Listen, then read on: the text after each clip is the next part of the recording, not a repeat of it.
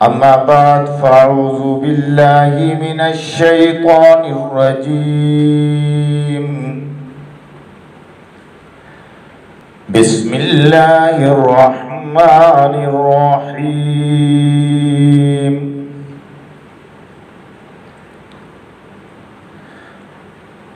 क़ुल इन्नस्सलाती व नुसुकी व महयाय व ममाती लिल्लाहि रब्बिल आलमीन।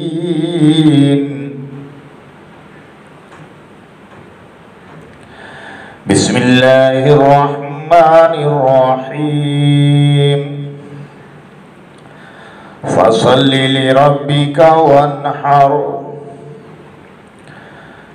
सदक़ल्लाहुल अज़ीम व सदक़ रसूलुहुन नबियुल करीमुल अमीन। वस्सलातु वस्सलामु अला सय्यिदिर रुसुलि व ख़ातमिन नबिय्यीन व अला आलिहि व अस्हाबिहि व अहलि बैतिहि व अज़वाजिहि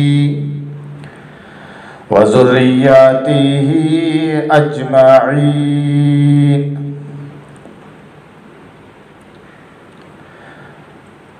नमाज अच्छी, रोज़ा अच्छा, हज अच्छा, ज़कात अच्छी। नमाज अच्छी, रोज़ा अच्छा,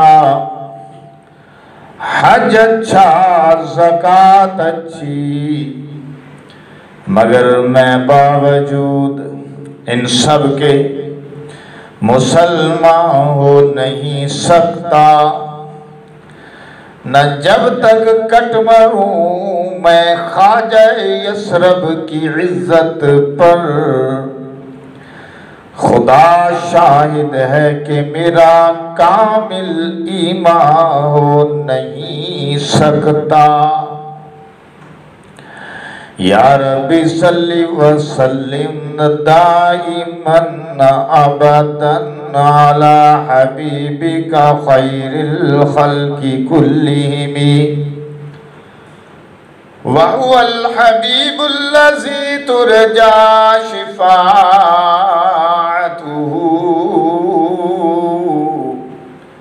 लिकुल्लि हौलिम मिनल अहवालि मुक़तहिमी। अल्लाहुम्मा सल्लि अला मुहम्मद व अला आलि मुहम्मद कमा सल्लैता अला इब्राहीम व अला आलि इब्राहीम इन्नका हमीदुम मजीद।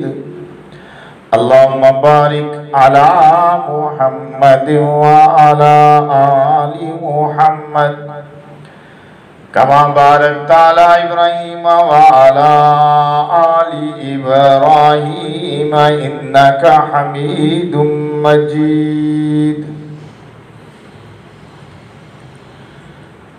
गिरामी कदर अल्लाह पाक जल्ला व अला ने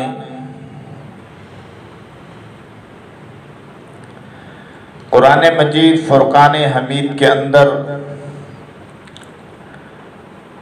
अपनी लाजवाल बेमिसाल किताब के अंदर अपने लारैब कलाम के अंदर बड़ी वज़ाहत के साथ कुर्बानी का हुक्म दिया। रूहानी इबादात के साथ इसे माली कुर्बानी के तौर पर तस्करा किया। अपने पाक पैगंबर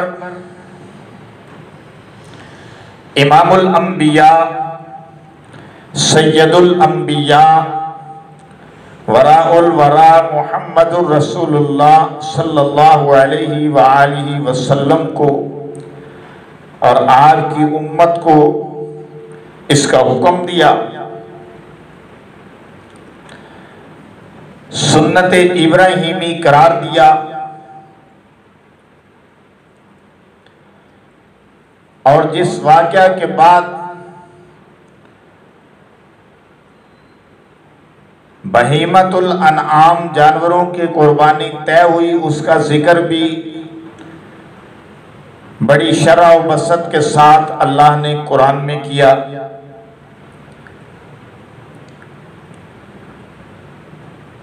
सामईन मोहतरम, इबादत दो किस्म की हैं, एक बदनी इबादत, दूसरी माली इबादत। बदनी इबादत नमाज, रोजा और हज है,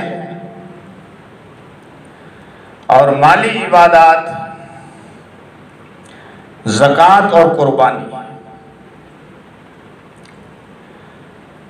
इससे ये साबित हो गया कि कुर्बानी करना भी इबादत है। जिस तरह नमाज पढ़ना, तिलावत करना, जिक्र करना, रोजा रखना इबादत है, इसी तरीके से कुर्बानी करना भी इबादत है और ज़कात देना भी इबादत है।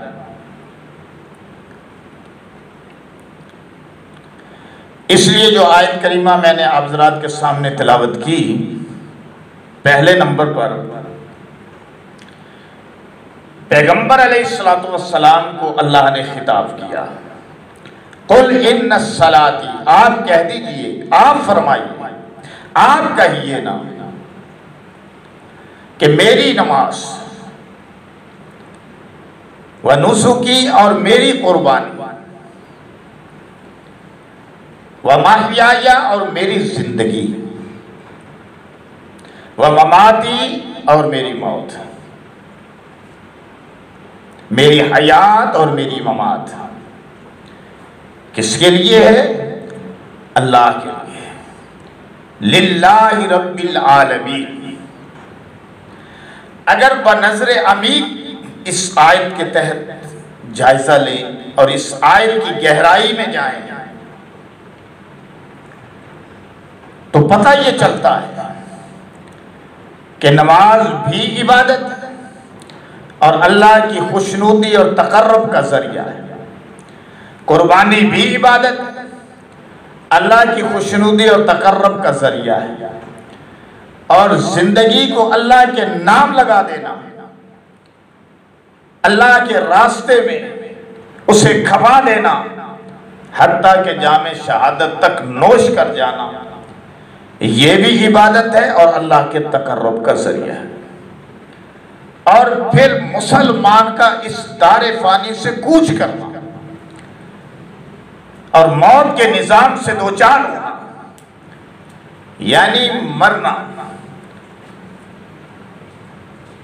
मेरा जीना मेरा मरना, जीना भी इबादत, मरना भी इबादत। जब मुसलमान सरे तस्लीम खम कर देता है और इताअत इलाही का मुरक्का बन जाता है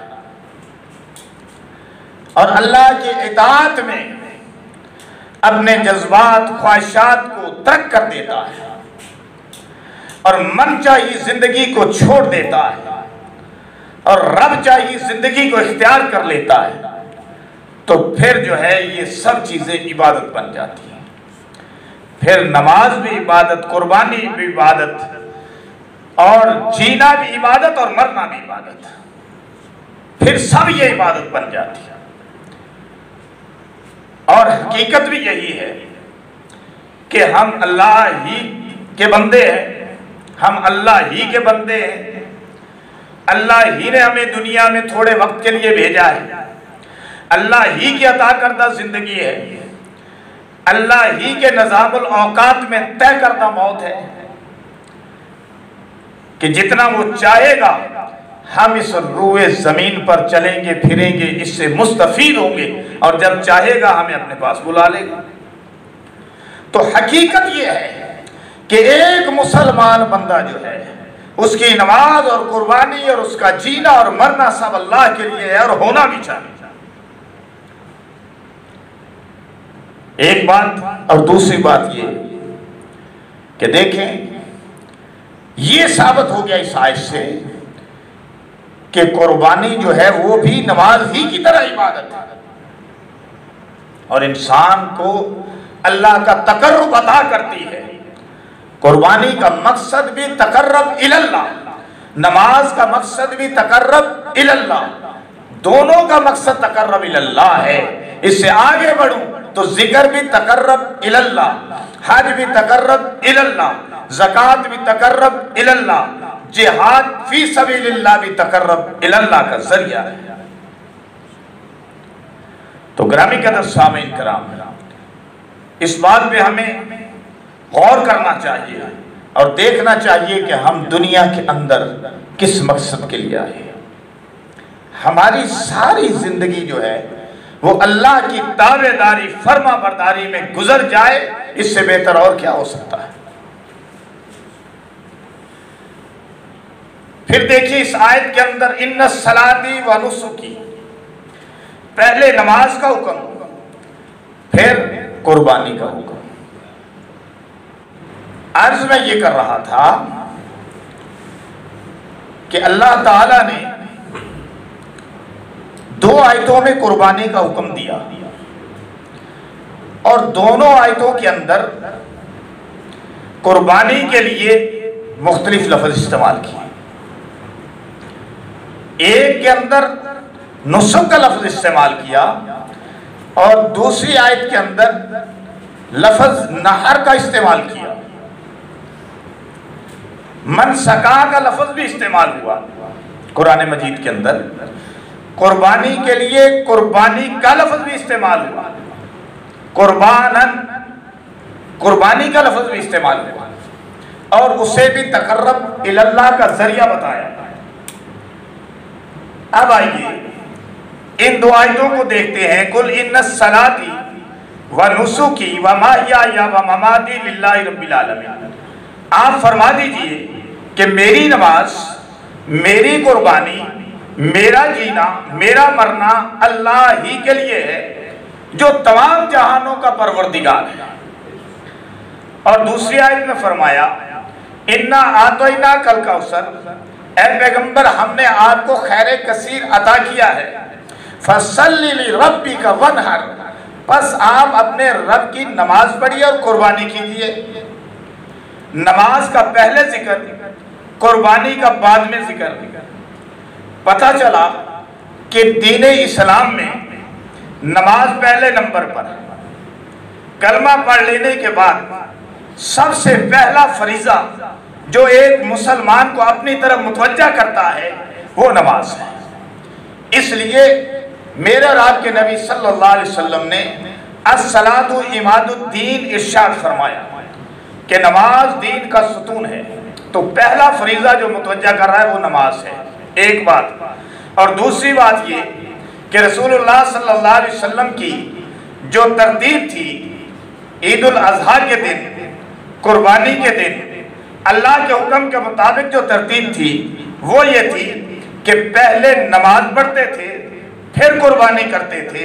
और अगर किसी ने नमाज से पहले कुर्बानी की तो रसूलुल्लाह सल्लल्लाहु अलैहि वसल्लम ने उसे महज गोश्त करा दिया जो उसने अपने लिए, अपने नफ्स के लिए या अपने घर वालों के लिए फराहम किया, उसे कुर्बानी में नहीं गिना। तो कुर्बानी जो है वो नमाज के बाद है। तरतीब यही है कि फसल्ली लिरब्बिका वनहर। अब उस आयत के अंदर भी इन्ना सलाती, आप फरमाइए मेरी नमाज, व नुसुकी और मेरी कुर्बानी।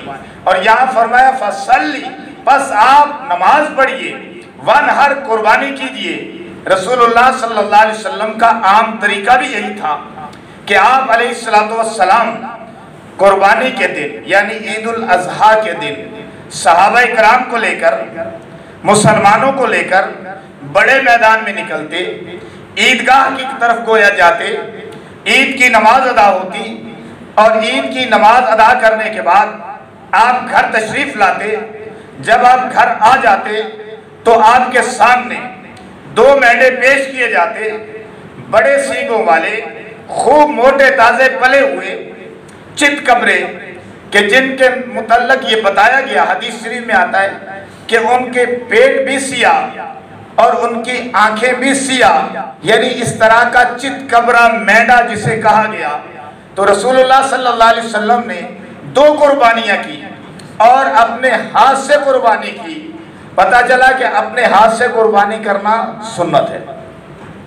तो रसूलुल्लाह सल्लल्लाहु अलैहि वसल्लम ने 2 कुर्बानियां पेश की, एक कुर्बानी अपनी तरफ से और एक कुर्बानी उम्मत के गुरबा की तरफ से। और उम्मत के गुरबा की तरफ से जिनको क़यामत तक जो है, क़यामत तक जिन गुरबा को यानी कुर्बानी करने की हिम्मत नहीं होगी, यानी वो साहिबे निसाब नहीं होंगे, तो रसूलुल्लाह सल्लल्लाहु अलैहि वसल्लम ने क़यामत तक के लिए उनकी तरफ से कुर्बानी पेश की। इतना ख्याल था मेरे और आपके नबी सल्लल्लाहु अलैहि वसल्लम को गुरबा का। तो मैं आज ये कर रहा था कि एक मुसलमान के लिए इससे बड़ी सआदत क्या हो सकती है कि उसकी नमाज भी अल्लाह के लिए, उसकी कुर्बानी भी अल्लाह के लिए, उसका जीना भी अल्लाह के लिए, उसका मरना भी अल्लाह के लिए हो जाए। दर हकीकत ये चारों चीजें जब एक मुसलमान के अंदर जमा हो जाएंगी तो वो मुसलमान हकीकी तौर पर तकवा शार मुसलमान होगा और वो तकर्रब इलल्लाह का न सिर्फ हकदार होगा बल्कि तकर्रब इलल्लाह का दाई बन जाए।